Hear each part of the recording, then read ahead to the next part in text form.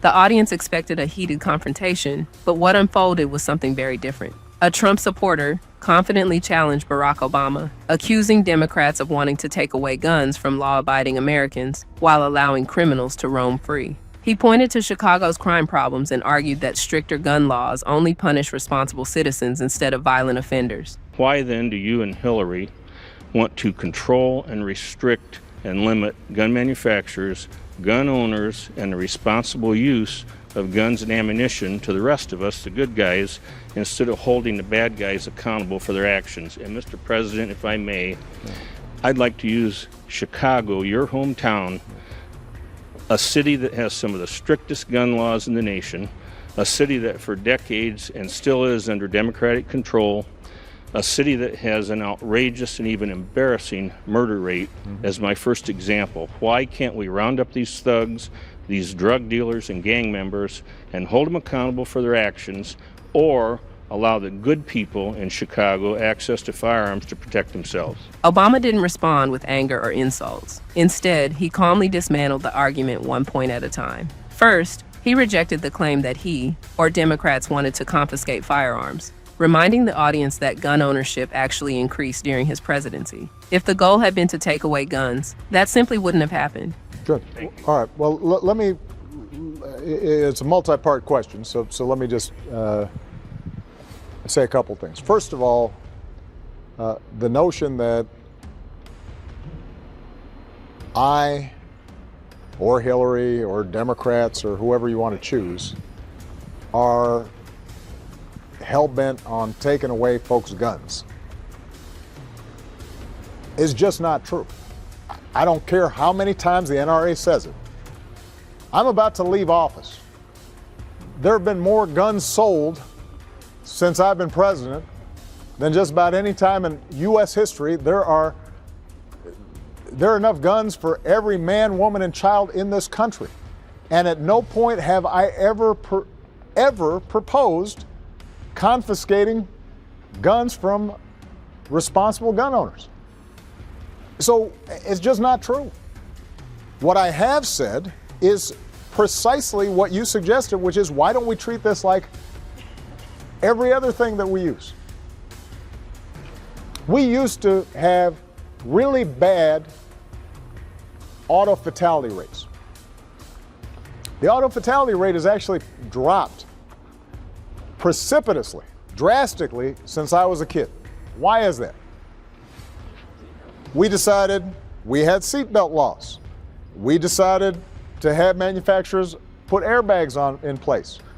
We decided to crack down on drunk driving and texting. We decided to redesign roads so that they were less likely to have a car bank. We studied what is causing these fatalities using science and data and evidence, and then we slowly treated it like the public health problem it was, and it got reduced.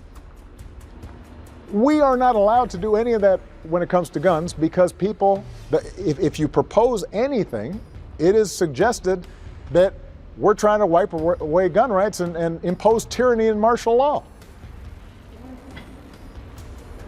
Do you know that Congress will not allow the Center for Disease Control to study gun violence?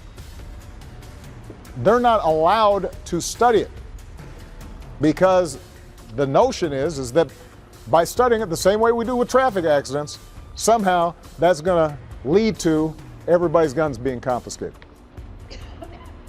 When we talked about background checks, if you buy a car, if you want to get a license, first of all, you got to get a license. You have to take a test. People have to know that you know how to drive. You don't have to do any of that with respect to buying a gun. And when we talked about doing effective background checks, it was resisted, because the notion was we were going to take your guns away. I just came from a meeting today in the Situation Room in which I've got people who we know have been on ISIL websites, living here in the United States, U.S. citizens, and we're allowed to put them on the no-fly list when it comes to airlines, But because of the National Rifle Association, I cannot prohibit those people from buying a gun. Then Obama shifted the discussion toward evidence. He compared gun violence to traffic fatalities, explaining that America reduced deadly car accidents by studying the problem, improving safety standards, enforcing sensible regulations, and relying on research instead of fear. His point was straightforward. Gun violence should be treated the same way, with data, science, and practical solutions rather than political slogans. This is somebody who is a known ISIL sympathizer, and if he wants to walk in to a gun store or a gun show right now and buy as many weapons as ammo as he can, nothing's prohibiting him from doing that, even though the FBI knows who that person is. So, sir, I just have to say respectfully that there is a way for us to have common sense gun laws. There is a way for us to make sure that lawful, responsible gun owners like yourself are able to use it for sporting, hunting, protecting yourself.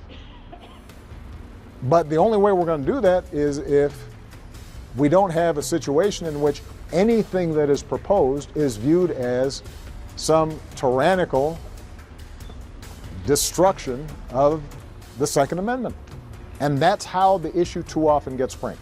When discussing background checks, Obama argued that responsible gun ownership and common sense safety measures can exist together. Protecting constitutional rights, he said, does not mean rejecting every proposal designed to save lives. By the end of the exchange, the emotional talking points had faded, while Obama's calm, fact-based approach left the strongest impression on everyone watching. What makes this exchange stand out years later isn't that Barack Obama won an argument.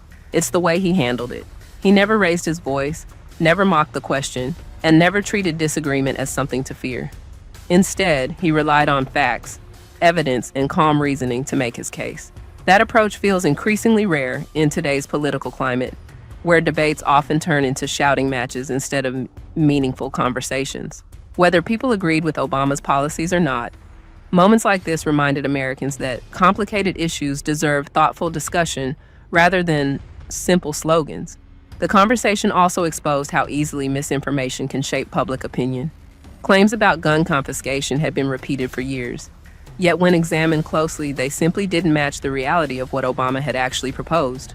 His focus remained on reducing violence while respecting the rights of responsible gun owners. For many viewers, this wasn't just a debate about firearms. It became a lesson in leadership. Remaining calm under pressure, answering criticism directly, and refusing to let emotion replace evidence are qualities that continue to resonate today.